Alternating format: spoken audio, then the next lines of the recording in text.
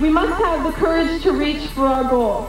The path we choose may not be the one most frequently traveled, or the one that seems right to anyone except ourselves, but that does not matter. Wonderful child to bring up. Curious, creative, warm. She was so incredibly fun and funny. She was a very sharing person. She was a very outgoing person.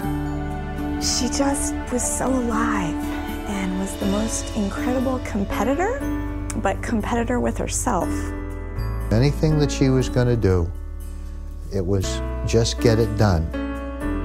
Full of light, a fighter, and survivor.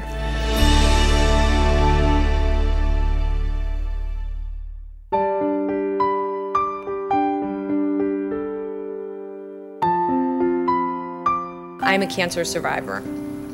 13 years ago, at the age of 23, I was diagnosed with Hodgkin's disease. She was in chemo and radiation treatment for 2 years. She was surviving and needing all these other ancillary, as important services for 12. Some of survivorship is really a state of mind, and it's deciding that you're going to live every day that you have to the fullest.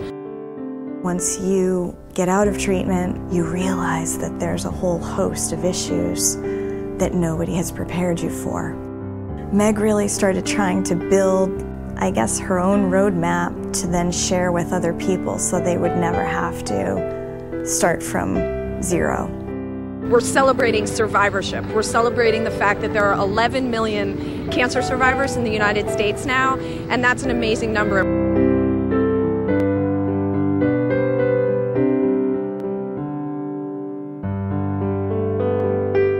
Somebody does become a survivor upon a cancer diagnosis. Whether you're surviving for 4 minutes or 4 days or 4 months or 4 years, you are a survivor. When someone is given a diagnosis of cancer, it just really turns their entire life upside down. We look at everything as a whole. It's not just Mrs. Jones who has breast cancer. It's Mrs. Jones who unfortunately has breast cancer, is coming to our center for treatment, is married, has 2 children. You know, there's a whole package involved with this person. It's not just a disease. As the survivorship navigator, I do more of the supportive counseling aspect of things. Help with community resources, help patients and their families after they've gotten done with treatment to kind of get on with life and figure out what the new normal is. We have the patient here in the middle, and then we have this whole team of people around them to help them out. And the physician's one of them. And my job and Lee's job is to make sure that all those people in the team get what they need to be able to help that patient and their family. From Mark, our valet, to Phil, our patient ambassador, and Lee and I, we're a team. We're here to greet the patients when they come in and do whatever it is that they need.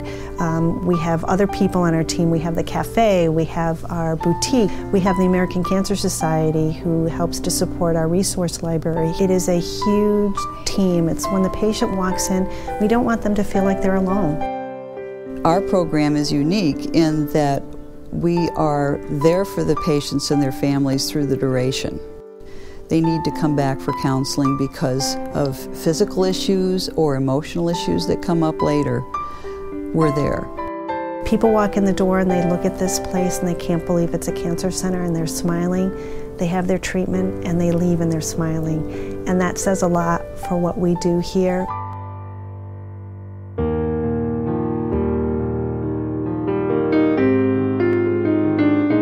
Meg believed, and my family believes, that all of the resources made available through a survivorship program, those are going to be the resources that enable you to live your best life. All of us have been touched by cancer, either in our own families or among friends. If I were to get sick, if I were to get cancer, I would have someone there to help navigate me through. Meg will still live on forever because we're able to have this fun, to be able to provide information to families to help to support this cancer center and the programs that we have here. I have a phrase that I always say, and it's, we are to each other. And I guess that's what it is. We saw her go through this, and now we want to make it easier for somebody else. The way I look at the Survivorship Fund, it was a reflection of the way that she lived her life and a way to promote that legacy. I believe that you may die, but your spirit lives on. I am a daughter, a friend, but really more than anything, I am a survivor. I'm a cancer survivor. This is who I am. We must all have the courage to continue to learn, not just from books, but from all of life's experiences. We are so fortunate because we can see that rainbow and that sunset and those stars up there just waiting to be reached. We just have to have the courage to go out there and reach them. Thank you very much.